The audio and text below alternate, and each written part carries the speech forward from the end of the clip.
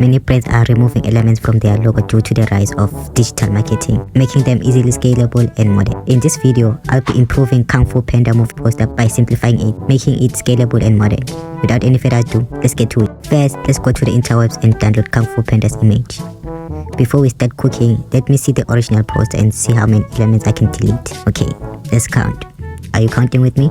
1, 2, 3, 4, 5, 6, 7, 8, 9, 10, 11, 12, and 13. Okay, now that we got our ingredients and my grandma's secret recipe, let's go to Photoshop and start cooking. Feel me? I've always wanted to say that because where I'm from, we don't get to speak like that. Feel me? It's our Kung Fu master. Let's zoom in and cut him out with the pen tool. I know some of you guys will say, why don't you use the selection tool? Guys, my professional graphic design cooking recipes involve this pen tool. Feel me? One eternity later. Done cutting him. Now let's convert the image into a smart object so that when I'm stretching him, I don't lose quality. And place him to the canvas. Is it the canvas or canvas? Comment the pronunciation in the comments. I'm still learning English. I'm only using the head because nothing is simple like heads. Right? Hell no! Now, let's zoom the head to fit the canvas. To be extra simple, I'm going to use half of his head.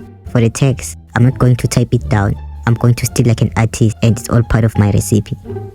Now let's grab the magic wand and go abracadabra on these letters. Add layer mask and paste it on the canvas. And here you go. Your simplified Kung Fu Panda movie poster. What do you think? Which one is better, this version or the original one?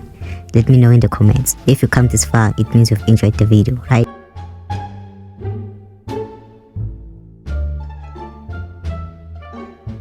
So please help the channel by subscribing, and I promise to drop 3 videos every week.